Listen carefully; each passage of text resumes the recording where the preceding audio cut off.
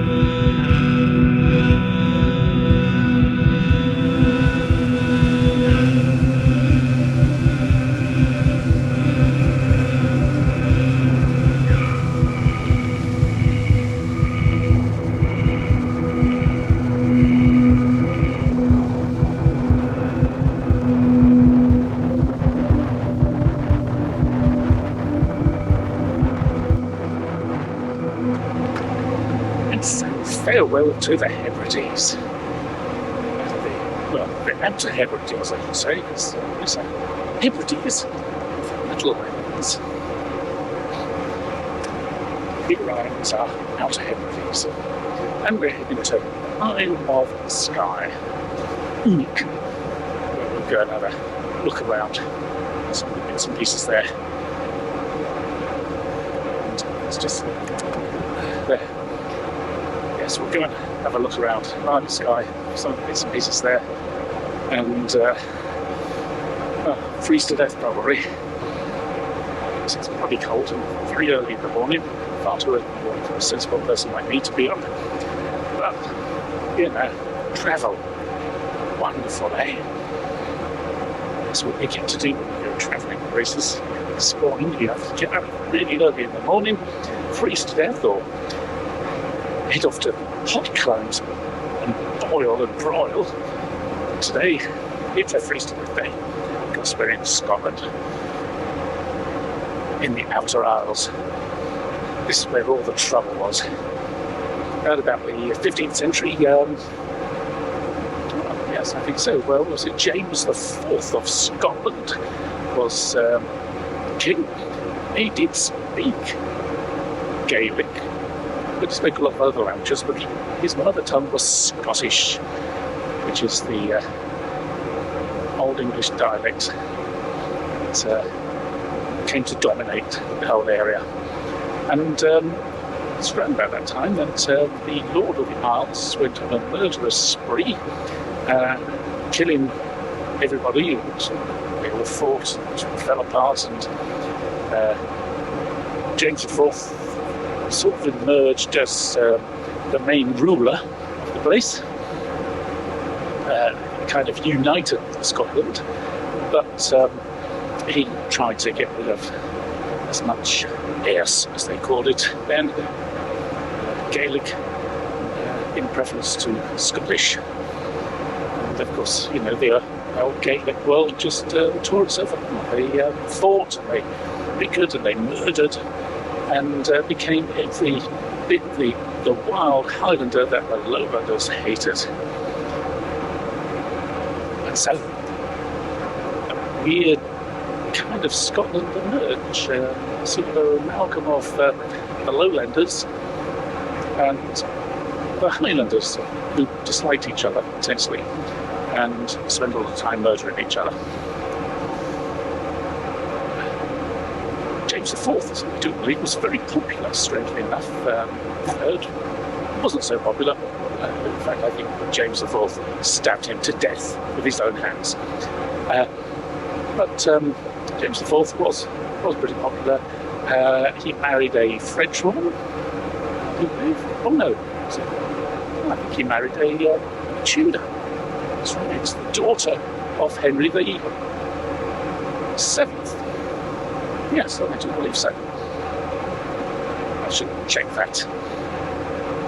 Anyway, he was kind of on rather good terms with Henry VII, and England and Scotland came to some sort of agreement over where the border should lie, until the French sort of implored him to invade England, because they having a bit of trouble with Henry VIII, I do believe.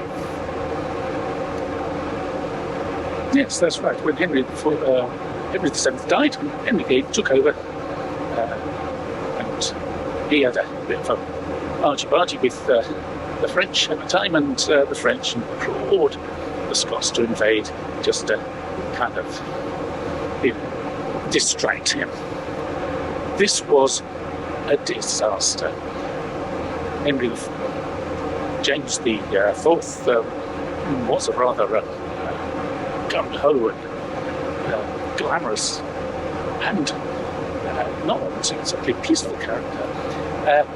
Anyway, he took a rather large and unwieldy Scots army down into England, the Scottish invasion of England, and promptly got himself killed with practically everybody else. And James V, I think, was, I don't know, something like 5 or 6 years old, a baby even. He was then anointed king.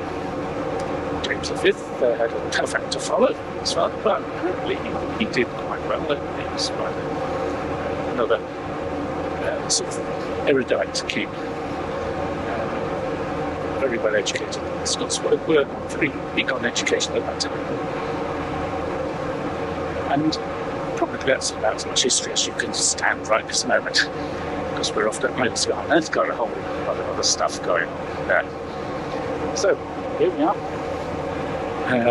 And you're probably hearing this rumbling noise all the time, so I have no idea whether you can actually understand a word I'm saying.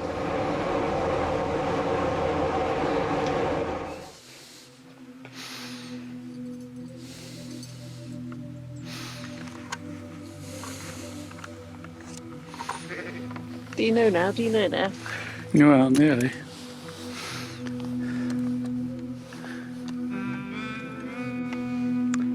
This is an Iron Age souterrain, and, well, quite frankly, I have no idea what souterrain means, but it's an Iron Age one.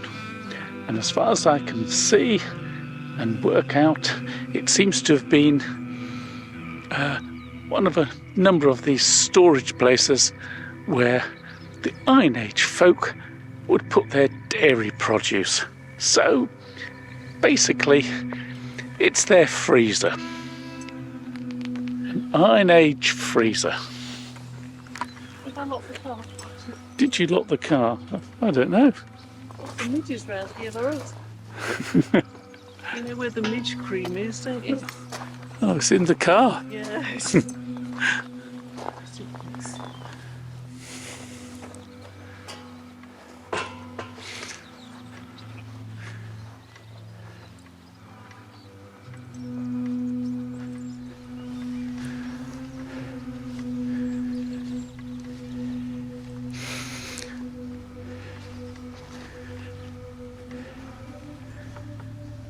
Is this the larder here?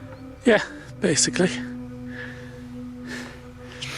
Underground, they dug a hole, stuck up stones around it.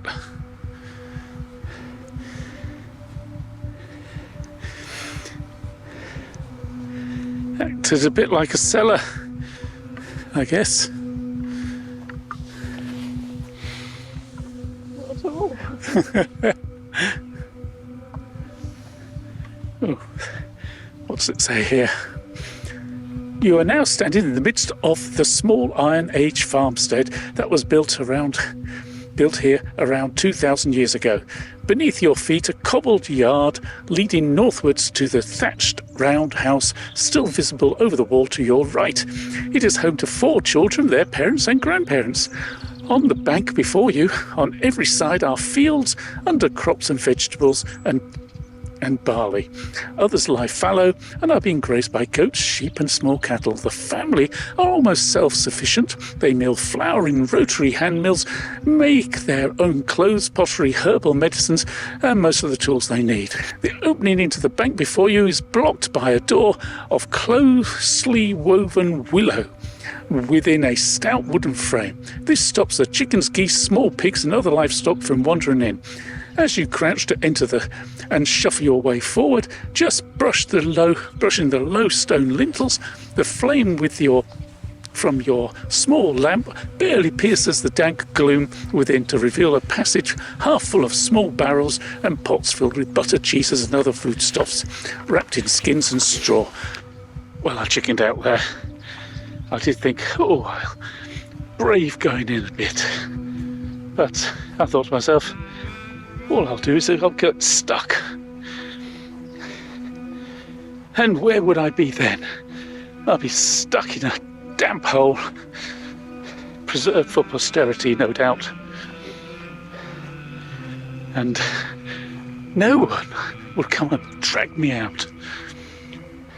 The sheep would probably eat me.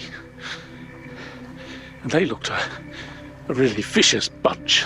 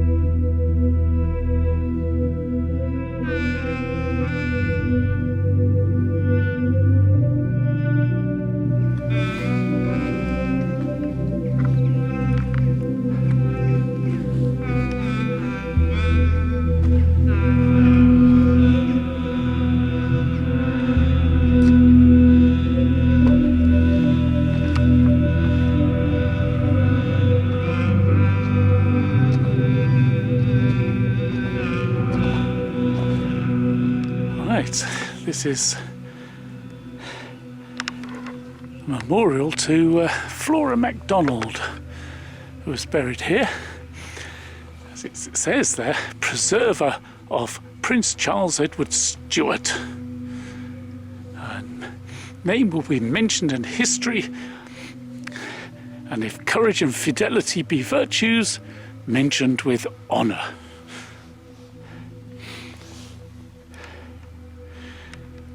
Of course, it all depends on whose side you're on.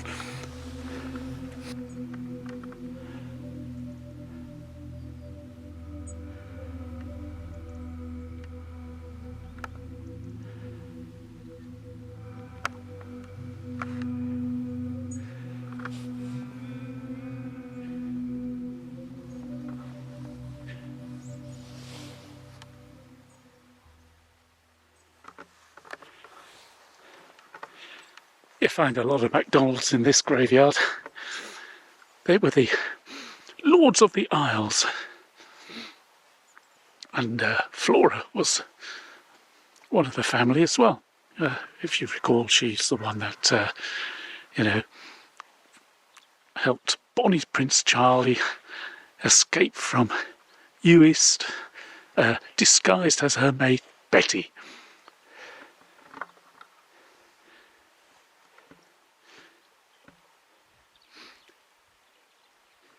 In fact, old Flora had come back here from America. She'd been having many wild adventures out there,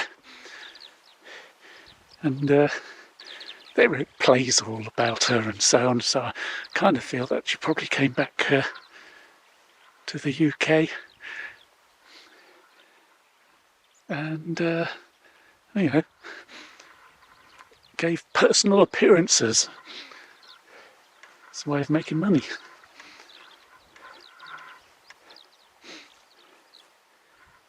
This graveyard's got quite a number of interesting characters. I'm just trying to find one of them. A guy called Angus. Apparently came and stole a gravestone. One of his raids on the area. And the stone is supposed to be around here somewhere. Why, he just fancied it. It just looked a cool gravestone, apparently. There's a picture of a knight, and he wanted it for his own.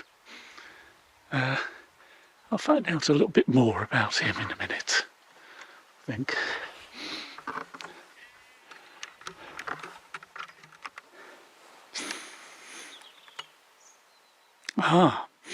Now this is the gravestone I was talking about. Apparently this gravestone was stolen by this guy called Angus, who lifted it up and carried it on his back to his boat. Now, I don't know whether he was bringing it here, and this is where Angus lies now, or whether he nicked it from here and they brought it back, but apparently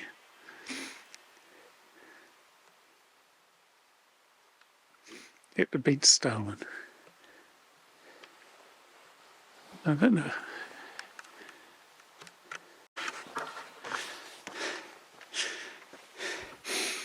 I've taken a photo of that. Oh, right. Angus Martin, that's the name of the guy I was thinking of, says, according to tradition, this slab at the rear of the cemetery depicting a male figure once marked the grave of an early Scottish king, but was stolen by Angus on one of his forays to be placed in due course over his own grave. He is reputed to have carried it up on his back from the shore. Angus was known as Angus of the Wind because of his insistence on going to sea in all weathers. He was reputed to have married a Danish princess and had several sons.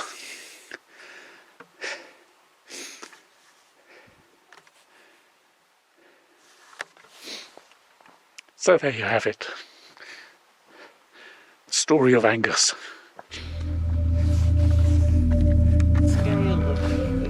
Yeah, I think so. Those big birds.